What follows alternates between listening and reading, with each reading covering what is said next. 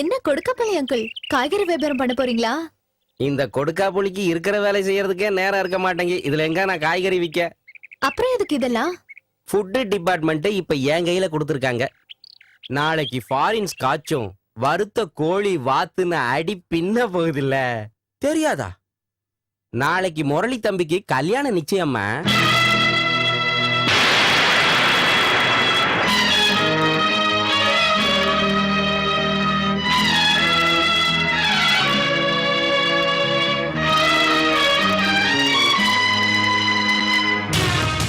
உனக்கு இப்ப என்ன தெரியணும்? நாளைக்கு கல்யாணம் நிச்சயம். நாங்க மூணார்ல இருக்கிற மிகப்பெரிய எஸ்டேட் முதலாளியோட ஒரே பொண்ணா?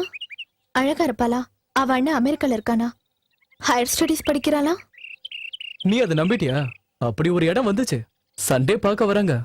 வந்து பார்த்துட்டு போட்டோம். வந்து பார்த்து உடனே கல்யாணம் ஆயிடுமா? அந்த பொண்ணு கழுத்துல தாலி கட்டி முடிச்சதுக்கு அப்புறம் கூட நீ இதே மாதிரிதான் சொல்ல போறியா முரளி? என் மேல நம்பிக்கை இல்லையான்னு? என் பேச்சுல உனக்கு நம்பிக்கை இல்லைன்னா சொல்றேன். நான் கல்யாணம் பண்றதா இருந்தா அது ஒண்ணு மட்டும்தான். அதிகமா போன 2 வருஷம் நீ காத்திருக்கணும். 2 வருஷம் இல்ல, எத்தனை வருஷம் வேணாலும் என்னால காத்துட்டு இருக்க முடியும். ஆனா முரளி, என் ஃபியூச்சரை பத்தி யோசிக்க மாட்டேங்கிறியே. என் நிலைமைய பத்தி கொஞ்சம் கூட யோசிக்க மாட்டேங்கிற முரளி. சுதந்திர போராட்டத்துல ஈடுபட்டு ஜெயில் வாசத்தை அனுபவிச்சு திரும்பி வந்த என் தாத்தா சந்திச்ச வேதனை என்னன்னு தெரியுமா உனக்கு? அவசரப்பட்ட எங்க அம்மாவோட கர்ப்பம் இன்னைக்கு அதே நிலைமை எனக்கு ஏற்பட்டிருக்கு. வேண்டாம், இல்ல முரளி, தகப்பன் பேர் தெரியாத ஒரு குழந்தைய என்னால பெத்துக்க முடியாது. அதனாலதான் நான் சொல்றேன், நம்ம உடனே ஒரு லேடி டாக்டரை பார்ப்போம். அதுவும் எங்க ஹாஸ்பிட்டல்னா ரொம்ப சேஃப். முரளி, இல்ல, தயவு செஞ்சு என்ன கல்யாணம் பண்ணிக்கோ. என் நிலைமையை நான் சொல்லி முடிச்சிட்டேன். நீ அதை புரிஞ்சுக்க மாட்டேங்கிற. உனக்கு என்ன மூளை குழம்பிடுச்சா? அந்த மாதிரி எதுவும் நடக்க கூடாதுன்னு தான் நான் பயப்படுறேன். ஒரு விஷயத்தை தெளிவா சொல்லிடுறேன். என்னால இப்ப உன் கழுத்துல தாலி கட்ட முடியாது ரேகா. முரளி, உன்னை நான் விட மாட்டேன். என்ன மிரட்டி பாக்குறியா? கண்டபடி எங்கெங்க தெரிஞ்ச பயத்துல புள்ளைய வாங்கிக்கிட்டு அதை ஏன் தலையில கட்ட பாக்குறியா? கயிறு நீ இப்ப என்ன சொன்ன? கண்டபடி தெரிஞ்சவளா? நான் அதை ஏத்துக்கிறேன்.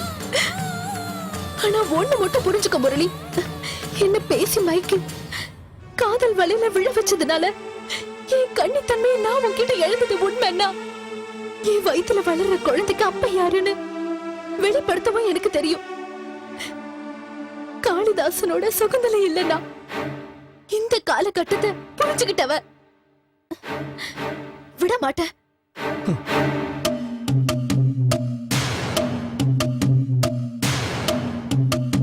இந்த ஏரிக்கு பேர் என்னன்னு தெரியுமா? தலைய சுமக்கிற ஏரி.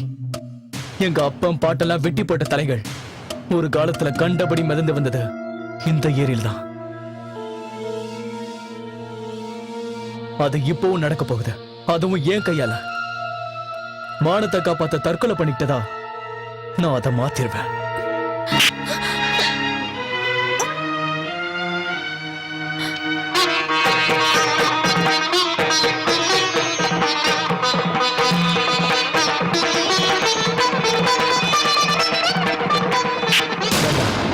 நான் பண்ண போற கொலைக்கும் எந்த சாட்சியும் இருக்கக்கூடாது.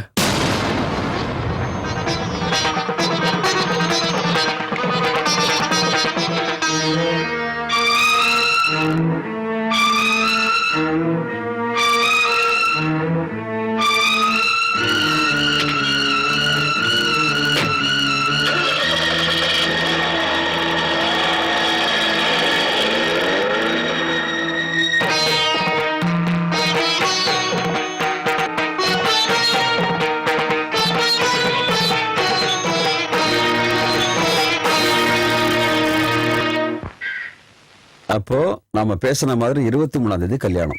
ஒரு பெரிய மண்டபத்தை புக் பண்ணிடுவோம். கல்யாண பத்திரிகை அடிச்சு வந்தோடனே முதல் பத்திரிகை உங்களுக்கு தான். என் குடும்பத்துல முதலா நடக்கிற ஒரு கல்யாணம் ரொம்ப சிறப்பா நடத்திடுவோம்.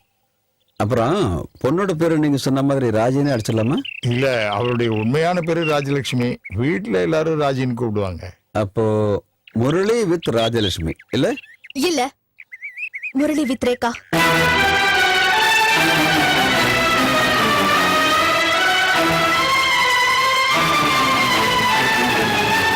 யாருங்க இந்த பொண்ணு? நீ எதுக்கு இப்ப இங்க வந்த? இவ ஏன் அந்த நேரத்துல இங்க வந்தா? நான் வர வேண்டிய முகூர்த்தம் தான் இது.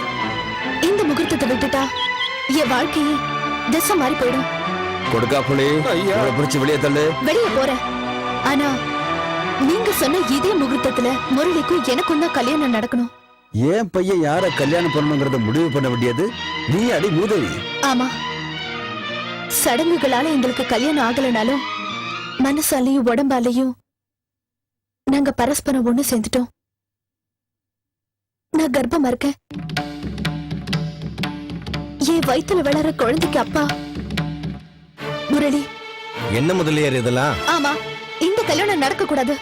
என்ன ஏமாத்திட்டு முரளி இன்னொரு பொண்ண கல்யாணம் பண்ணிக்க முடியாது. கண்டபடி நடந்து வயித்துல புள்ளைய வாங்கிக்கிட்டு கல்யாணத்தை நிறுத்த வந்திருக்க போறீங்க.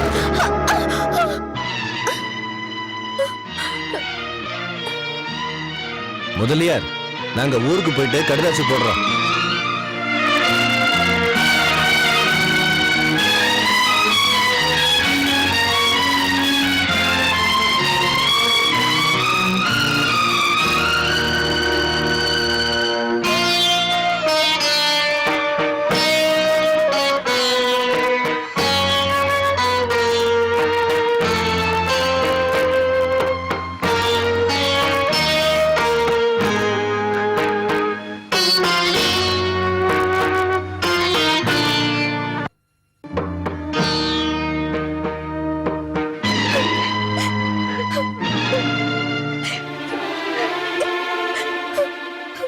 இப்ப என்னமோ குமரி குமரி அழுது தொலைக்கிற?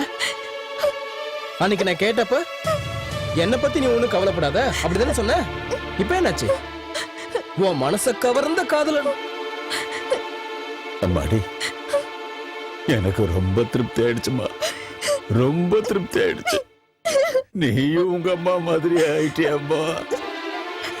இதுக்கு என்ன பண்றது, யாருகிட்ட சொல்றது?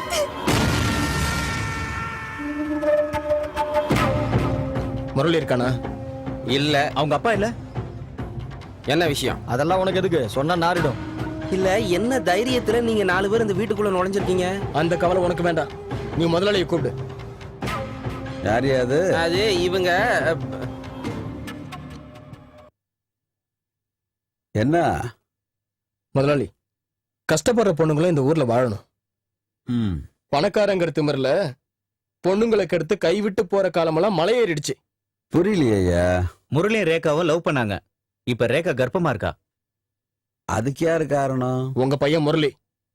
அவ்வளவுதானா? பொம்பளைங்க கர்ப்பமாகிறது சகஜம்யா.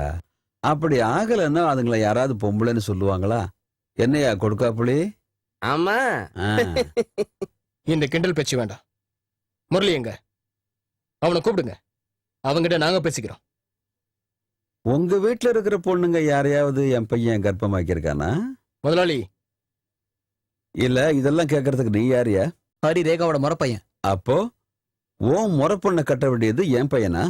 நீதானையா? மரியாதையா பேசுங்க. ஆ, அப்ப எச்சில திங்கிறதுல உனக்கு விருப்பம் இல்ல இல்லையா? ஆ.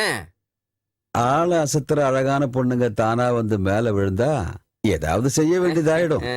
அப்படி தொட்டுட்ட பொண்ணுங்களை எல்லாத்தையும் கல்யாணம் பண்ணணும்னு முடிவு பண்ணா அப்புறம் தினமும் இங்க இலவச கல்யாணம் தான் நடக்கும். மரியாதையா போயிடு, இல்ல போலீஸ கூப்பிடுவேன். பயம் படுத்தாதீங்க சார். போலீஸ் ஸ்டேஷன் நாய்களுக்கும் பேய்களுக்கும் பாதுகாப்பு தராது, மனுஷங்களுக்கு. மரியாதையா இந்த கல்யாணத்தை நடத்தி வச்சிருங்க.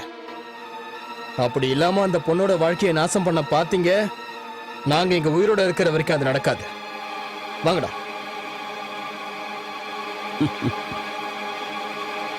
கொடுக்கா புலி. முதலாளி, அம்மா நிக்கிறாங்க. இல்ல நம்ம வடக்கால இருக்கிற நிலத்துல இன்னொரு தடவை விதைச்சா என்னன்னு பாக்குறேன். ஏற்கனவே விதைச்ச இடத்துலதான் தண்ணி தேங்கி கிடக்குது. ம். ஆனா நீங்க ஒண்ணு மனசுல நினைச்சிட்டீங்கன்னா உங்களை யாராலையும் தடுக்க முடியாது. ம்.